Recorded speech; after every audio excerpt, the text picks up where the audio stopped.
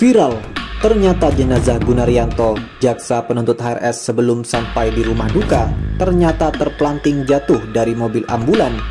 Ini kesaksian sopir ambulan pembawa peti Gunaryanto. Sebelum berangkat sih sudah dicek dan memang sudah rapat. Mungkin juga karena kena dorongan dari peti yang terlalu panjang juga. Jalanan nanjak itu tadi? Ya pas setelah nanjak itu tadi. Oh gitu. Ada orang yang tidak adil sengaja. Ada orang yang sengaja mempersekusi. Mempersekusi itu ngertos nih. Mempersekusi itu ngerjain. Apa ya? Memang itu bahasa sudah bahasa baru ya. Mempersekusi itu, persecution itu apa ya? Ya bahasa kita kira-kira ngerjain.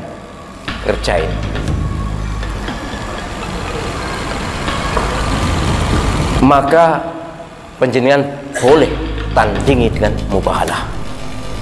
Sumpah mubahalah, sumpah tertinggi di atas sumpah li'an. Sumpah li'an, sumpah laknat. Mubahalah itu di atasnya itu. Mati anak cucumu pun tak ingat dengan engkau, di dunia tak dapat, di akhirat guys. Nauzubillah. Faman ya'mal mithqala dzarratin khairan yarah. Sebesar biji sawi kecurangan yang kau lakukan akan dituntut di hadapan Allah. Maka ketahuilah akan Allah turunkan bencana besar kepada orang yang berbuat zalim sesuai dengan doa yang dipanjatkan oleh saudaranya. Cari hancur. Maka waspada dalam hidup. Jangan berbuat zalim kepada sesama, kepada saudara. Faniyat hasanatuhu, amalnya sudah habis. Ukhidat khotoyahum, diambil dosa orang-orang yang dizalimi. Summa turihat ilai, campakkan ke dia.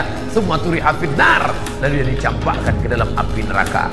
Inilah orang yang masuk neraka bukan karena berzina, masuk neraka bukan karena minum khamar, masuk neraka karena apa? Karena zalim dan curang. Kalau kalian hinakan ulama, fitnah ulama, caci maki ulama, wallahi Allah pasti akan binasakan hidup orang ini. Jangan hina ulama. Ulama warasatul anbiya, pewarisnya para nabi. Cintai ulama. Kitmir anjing Ashabul Kahfi, gara-gara ikut-ikutan dengan 7 orang pemuda saleh, Allah janjikan masukkan Kitmir ke dalam surga. Kita bukan anjing hadirin sekalian, kita manusia. Maka ikutlah ulama. Apapun yang terjadi nanti, ikut arahan ulama. Ini negara merdeka hadirin mulia atas ijtihadnya para ulama. Jangan remehkan, jangan dipisahkan ini dengan Islam hadirin mulia. Oh, ini bukan urusan politik, bukan urusan agama. Salah hadirin sekalian.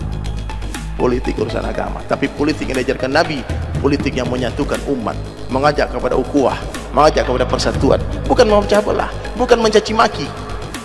Pak, husnuzon kepada semua orang, sangka baik, budayakan tabayun.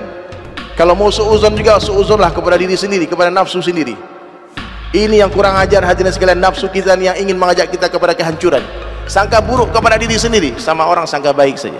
Orang baik dalam pandang Allah ini ciri-cirinya ada. Yang pertama, hatinya terbebas dari kesyirikan. Dia tidak takut kepada siapapun kecuali kepada Allah. Dia tak pernah meminta kepada siapapun kecuali kepada Allah. Dia tak pernah berharap kepada siapapun kecuali kepada Allah. Kalau dia mau curhat, di atas sajadah dia curhat. Di atas sajadah tempat curhat terindah. Itu orang baik. Apa-apa minta sama Allah, ngadu sama Allah. Setiap bicara ada asma Allah. Kalau berjanji dia katakan insya Allah. Kalau hilang sesuatu katakan inna lillahi wa inna ilaihi raji'un. Kalau memuji dia katakan masya Allah. Yang kedua, ciri-ciri orang baik dalam pandang Allah, kehidupannya dihiasi oleh sunnah Nabi sallallahu alaihi wasallam. Ujung rambut sampai ujung kaki, bangun tidur sampai tidur lagi, dia hidupkan sunnah. Tak ada sunnah yang dia remehkan. Sekecil-kecilnya sunnah itu lebih berharga daripada syurga, karena sunnah kecintaan Allah Ta'ala, tapi surga kesenangan nafsu kita. Qul in kuntum tuhibbunallaha fattabi'uni yuhibbukumullah wa yaghfir lakum dhunubakum.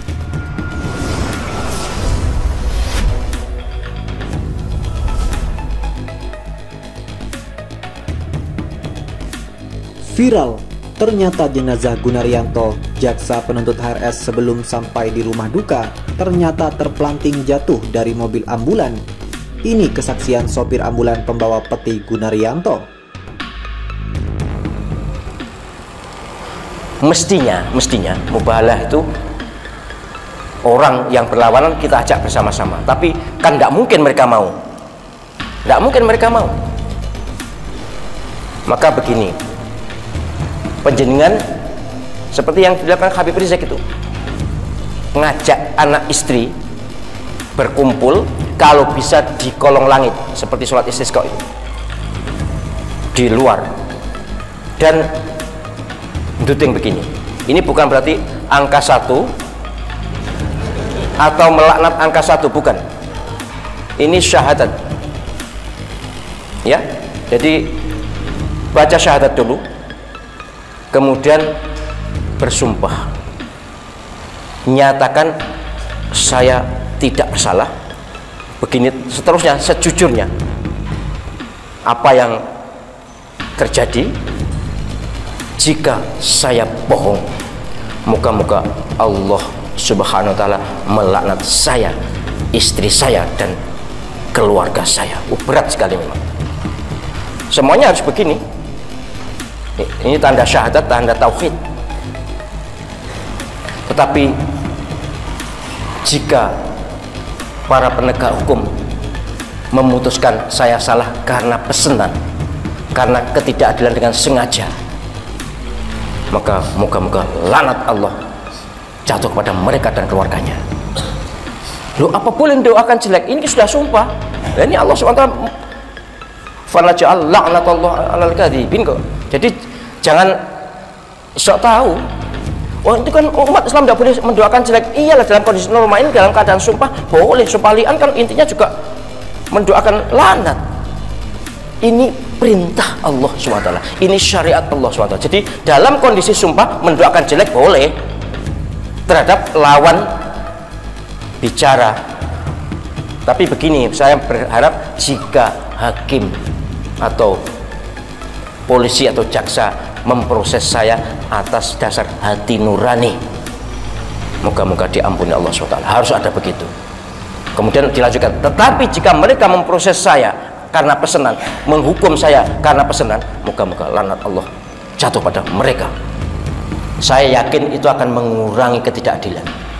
Saya yakin kalau penjenengan semuanya nanti nek dihukumi kemudian mubahalah dan di syuting kemudian diviralkan, tunjukkan seperti Habib Rizik itu loh ya. Jadi bikin anak-anaknya ikut, anak istrinya ikut semua, sak mantune pisan.